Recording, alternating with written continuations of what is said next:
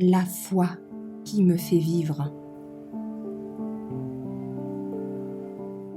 L'esprit dans l'âme, temple. 4 juillet.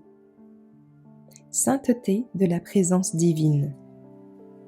Ne savez-vous pas que vous êtes le temple de Dieu et que l'Esprit de Dieu habite en vous?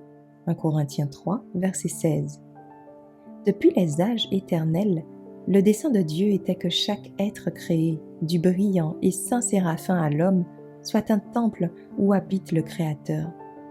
À cause du péché, l'humanité a cessé d'être un temple pour Dieu. Obscurci et souillé par le mal, le cœur de l'homme ne révélait plus la gloire du divin. Mais par l'incarnation du Fils de Dieu, le dessein du ciel est accompli. Dieu habite dans l'humanité.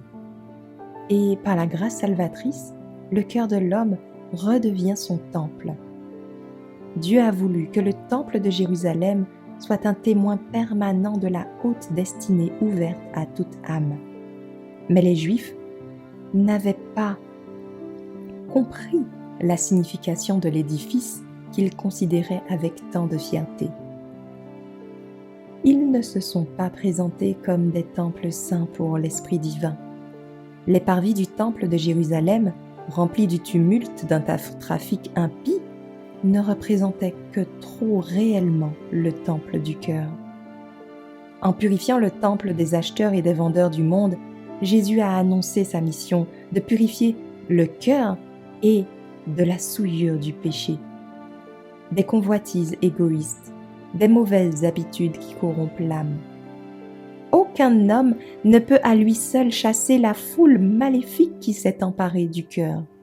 Seul le Christ peut purifier le temple de l'âme.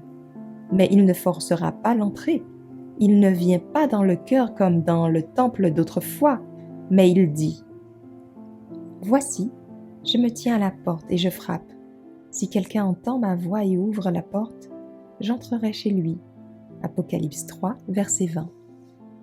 Il viendra, et pas seulement pour un jour, car il dit « J'habiterai et je marcherai au milieu d'eux, et ils seront mon peuple. » 2 Corinthiens 6, verset 16.